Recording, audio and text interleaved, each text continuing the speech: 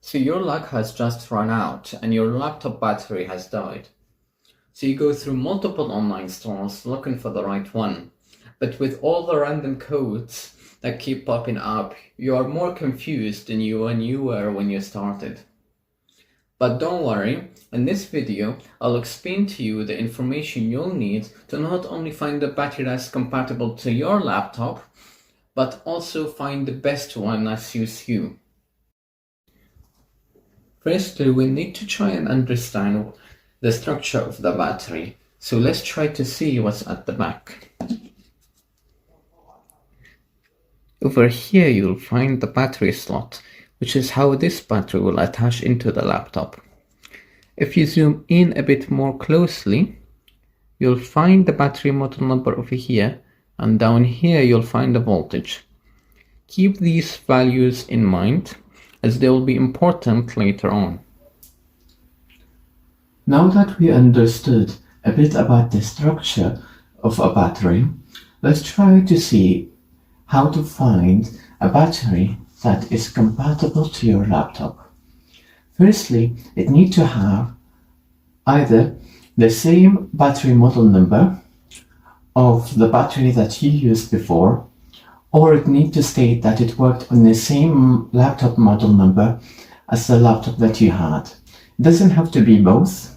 For my experience, I bought a battery that only had the same battery model number as the battery I used before. However, it worked just fine with my laptop. It also needs to have a similar voltage to the battery that you used before. For example, in the battery that I showed you, it had a voltage. It worked on a voltage of 14.8 volts. And if you want to buy another battery to work on that same laptop, it needs to work with a voltage of 14.8, 14.4, or 14.6. And if you bought a battery that's 11 volts, then it wouldn't really work. Finally, the physical structure of the battery. Let's look at this battery which I showed you before. If you want to fully ensure that this battery and the battery that you're gonna buy would work on the laptop, first look at the number of slots that you have, and if this number of slots of this battery and the number of slots of the battery you're gonna buy match, then chances are it will fit onto your laptop. Also look at the other bits and pieces of this battery. So compare the structure of the battery you had and worked on your laptop to the structure of the battery you're gonna buy by using the images online, and try to see if they both match. And now that we've looked on how to find a battery that is compatible to your computer, let's try to see what other aspects of the battery you should be looking for.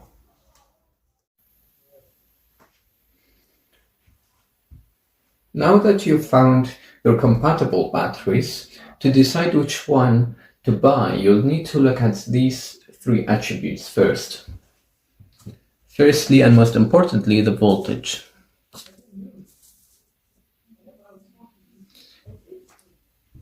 Now, what you need to be considered about is whether the voltage of the battery you want to buy is very similar to the voltage of the battery you had.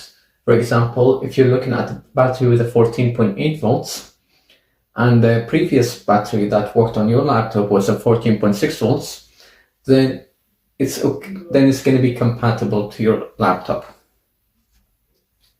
However, if you really want to know the difference between a 14.8 volts battery and a 14.6 volts, understand that your laptop requires a specific amount of voltage for it to start. Over time, that voltage would decrease, but for specific batteries, if it has a very high voltage, it means more demands would be met to start your laptop. But again, don't consider too much about it, just understand that you need to buy a very similar one to the laptop you had before. Secondly, milliampere hour.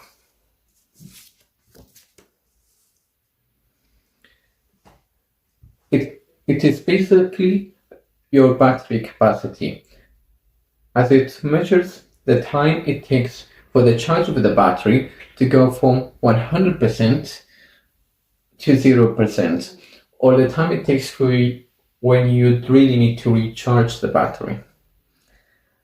And usually the higher the better. If you are given a choice between a 2600 milliampere hour battery and a 2400 one, it's safer to pick the 2600 milliampere one, as it means your battery is going to last a bit longer with the same demands. And to really understand what a milliampere hour means, say you have a 1000 milliampere hour battery and your laptop requires 1000 milliamps, then the battery will last for 1 hour. However, if your laptop requires only 100 milliamps, then it's going to last for 10 hours before you need to recharge it. And last, but obviously not least, the battery cycles. Battery cycle means the number of times you can fully recharge the battery, and usually, the higher the better. You'd find the battery cycles ranging number of battery cycles or maximum number of battery cycles ranging between 500 to 1000 if you're looking at laptop batteries. And it means how many times the battery can handle to be recharged from 0 to 100% before it goes off and you'd have to buy a new one again. And now this is all regarding laptop batteries. I hope that you found this information helpful, and I hope now you can buy the battery that you would need.